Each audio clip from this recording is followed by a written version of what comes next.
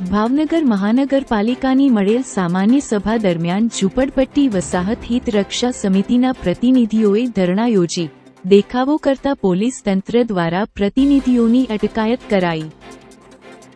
ભાવનગરમાં ઘણા લાંબા સમયથી ગેરકાયદેસર બાંધકામોને દૂર કરવા મહાનગરપાલિકા દ્વારા કામગીરી હાથ ધરવામાં આવી છે, પરંતુ હવે અવારનવાર રજૂઆત મહાનગરપાલિકા દ્વારા રજૂઆતનું યોગ્ય પરિણામ ન મળતા ફરી એકવાર મહાનગરપાલિકાની અંદર વિરોધ કરવા આવેલા સ્થાનિકો તેમજ કોંગ્રેસના કાર્યકર્તાઓને પોલીસે અટકાયત કરી હતી।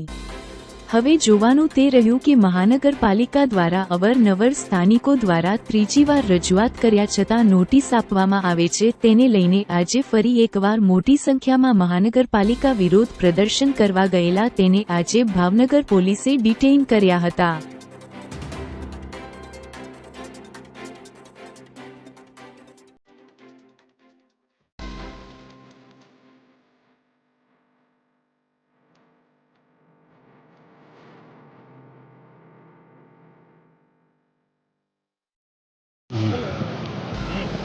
મારું નામ મહેબૂબ ખાન બલોચ છે, ઝૂંપડપટ્ટી હિત રક્ષા સમિતિના મહામંત્રી।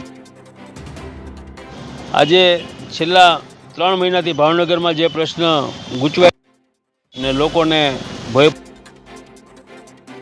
એ ડિમોલેશનના મુદ્દે ભાવનગર ઝૂંપડપટ્ટી હિત રક્ષા સમિતિ દ્વારા બે રેલી કાઢવામાં આવેલી, જે 5-5, 7-7 હજાર માણસોની રેલી હતી, છતાં પણ આ સત્તાધીશોએ કોઈ યોગ્ય નિર્ણય લીધો નથી। તો આજે મહાનગરપાલિકાનું જનરલ બોર્ડ હતું, એ બોર્ડની અંદર અમારો અવાજ રજૂ થાય ને 52 કોર્પોરેટરોને દિલની અંદર ભગવાન વસે ને અમારા હિતમાં કાંઈ નિર્ણય લે એ માટેથી આજે અમે ધારણાનો કાર્યક્રમ રાખવામાં આવેલો હતો। પણ આ ભાજપ સરકાર ને આ સત્તાધીશોએ તે ધારણા પણ પસંદ નથી ને પોલીસ બોલાવી ને અમારી ઉપર જોર જુલમ કરી ને અમારા 300 થી 400 માણસોની ધરપકડ કરવામાં આવી છે।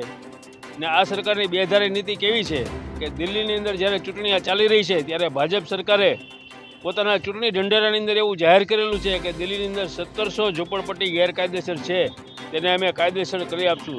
તો ભાવનગરમાં તો 30-30 વર્ષથી તેમને સત્તા આપે છે ભાવનગરની પ્રજા, તો એ ઝૂંપડપટ્ટીને કાયદેસર કેમ નહીં? ને બીજું એક કહેવાનું એ છે કે ગયા બોર્ડની અંદર મેયરશ્રીએ કોંગ્રેસ પક્ષે જે આ મુદ્દો ઉપાડ્યો છે ત્યારે મેયરશ્રીએ એવું કીધેલું કે જે લોકોએ ઝૂંપડપટ્ટીવાળા હાઉસ ટેક્સ ભરતા નથી ને જે લોકો હાઉસ ટેક્સ ભરે છે તે લોકોને અમે કાંઈ કરવાના નથી। તો 75% ઝૂંપડપટ્ટીવાળા હાઉસ ટેક્સ ભરે, 25% બાકી છે। જો મેયરશ્રી ખાતરી આપતા હોય બોર્ડમાં ઠરાવ કરતા હોય કે હાઉસ ટેક્સ ભરેલો છે એ ઝૂંપડું અમે પાડવાના નથી, તો જે 5 લાખ કે 10 લાખ ભરવાના આવશે તો એ ઝૂંપડપટ્ટી હિત રક્ષા સમિતિ ભરવા તૈયાર છે। તો આ સરકારને અમે એ કહેવા માટેથી જ આવ્યા હતા ને આ સત્તાધીશોને દિલ્હીની અંદર ભગવાન વસે ને 70 કરોડના ખર્ચે જે ગઢચી શુદ્ધિકરણનો પ્રોગ્રામ કર્યો છે એ શુદ્ધિકરણનો પ્રોગ્રામ નથી, પણ 800 મકાન, 1000 કુટુંબ ને 10,000 વ્યક્તિઓના છે ને વિનાશનો કાર્યક્રમ છે આ 70,000ના ખર્ચે। એટલે આવો 70,000ના ખર્ચે 10,000 માણસોનો વિનાશ થાય એવો વિકાસ ભાવનગરની પ્રજાને ખપતો નથી।